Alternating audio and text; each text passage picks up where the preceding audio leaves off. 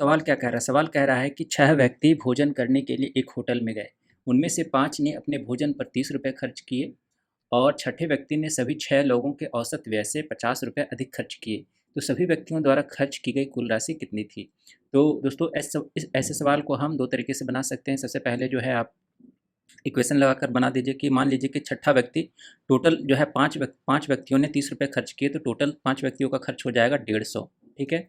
और प्लस छठे व्यक्ति का मान लीजिए खर्च है x, तो टोटल औसत खर्च कितना हो जाएगा? 150 प्लस x बटा 6 हो जाएगा। और इससे जो है 50 रुपये ज़्यादा खर्च किए किसने? छठे व्यक्ति ने। और छठे व्यक्ति ने कितने खर्च किए थे?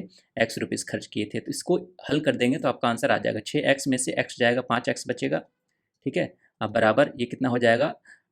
300 प्लस 150 450, ठीक है दोस्तों? तो ये कट गया आपका 5 9 45, यानी कि x बराबर 90 हो गया। तो टोटल खर्च कितने थे? तो टोटल खर्च आपके 150 प्लस x थे, तो 150 प्लस 90 कितने हो जाएंगे? 150 प्लस 90 240 आपका आंसर आएगा, ठीक है? आप इसको डेविएशन मेथड से भी बना सकते हैं कि आपका 5 आदमी का खर्च था 30 रुपये और प्लस एक आदमी था, है ना? उसका जो खर्च था वो टोटल के औसत से, तो मान लेते हैं कि टोटल का औसत है x, तो इससे x प्लस 50 ज़्यादा इसने खर्च किया था। तो डेविएशन लगा दीजिए और टोटल डेविएशन आपको जीरो करना पड़ेगा, उसका सम, ठीक है? तो यहाँ ये ध्यान रखिएगा। तो यहाँ पर डेविएशन कितना हो जाएगा? 30 में से x जाएगा, एक आदमी का डेविएशन 30 माइनस एक्स, और टोटल डेविएशन हो जाएगा 30 माइनस एक्स गुना 5। अब प्लस इधर कितना हो जाएगा? x प्लस 50, सॉरी, यहाँ पर डेविएशन कितना हो जाएगा? x प्लस 50 माइनस एक्स, यानी कि ये हो जाएगा 50, और दोनों का सम जो हो जाएगा यहाँ पर जीरो हो जाएगा। तो इसको हल कर दीजिए तो कितना आ जाएगा?